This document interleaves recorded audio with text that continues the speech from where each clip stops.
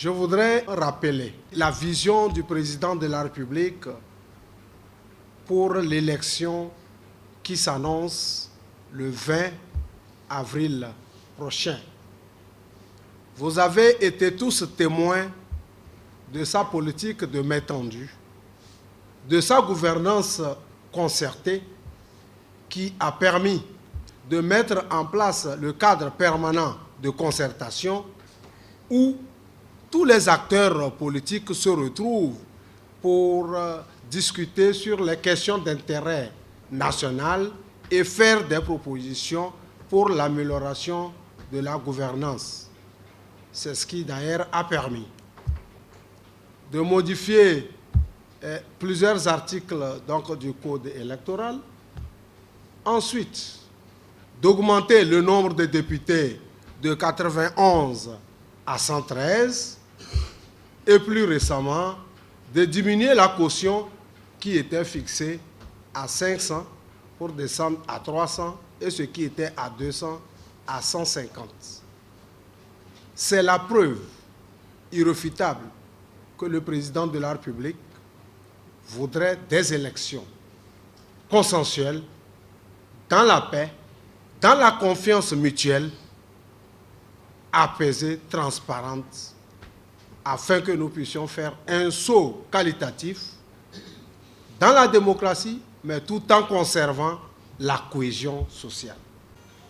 Conformément à la Constitution de 1992 et au Code électoral togolais, ce sont les élections qui permettent de désigner le président de la République, les sénateurs, les députés, les conseillers régionaux et les conseillers municipaux. Sous le leadership éclairé de son Excellence M. Faure Sossom Gnassingbé, le président de la République, le Togo organise les élections législatives et régionales le samedi 20 avril 2024. C'est la première fois dans l'histoire politique d'organiser les élections régionales pour élire les conseillers régionaux. Et c'est également la première fois d'organiser un double scrutin, c'est-à-dire les élections législatives et régionales le même jour. Si les élections législatives permettent le renouvellement de l'Assemblée nationale dont tout le monde connaît l'importance, les élections régionales, quant à elles, permettront de rendre opérationnel le second niveau des collectivités territoriales et parachever ainsi la décentralisation dans notre pays, conformément à l'article 141 de la Constitution de 1992. L'organisation de toutes ces élections est confiée à la Commission électorale nationale indépendante, CENI, qui est une autorité administrative indépendante dotée de prérogatives de puissance publique, confère articles 3 et 4 du Code électoral. Selon les dispositions de l'article 9 du Code susvisé, le ministère chargé de l'administration territoriale et d'autres services étatiques apportent leur concours à la CENI. Pendant les élections, de manière pratique, la question se pose, puisque c'est la première fois qu'un double scrutin aura lieu. Comment cela va se passer concrètement? Notons que dans chaque bureau de vote, il y aura un isoloir, mais 2 urnes. Une urne destinée à recevoir les bulletins de l'élection législative et une seconde urne destinée à recevoir les bulletins de l'élection régionale.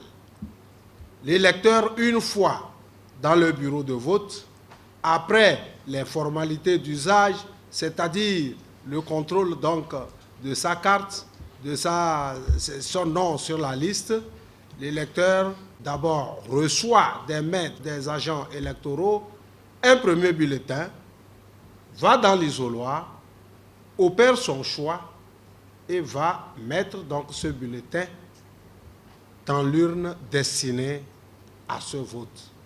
Puis revient chez le même agent, récupérer son deuxième bulletin, retourner dans l'isoloir, opérer dans le secret son choix, puis aller donc introduire le second bulletin dans l'urne destinée à ce vote. Ce n'est qu'après ces deux opérations qu'il reviendra pour l'encre indélébile et la signature, l'émargement donc sur la liste destinée à l'émargement de tous ceux qui ont donc voté. Ce serait donc la mise en pratique double de l'article 92 du Code électoral.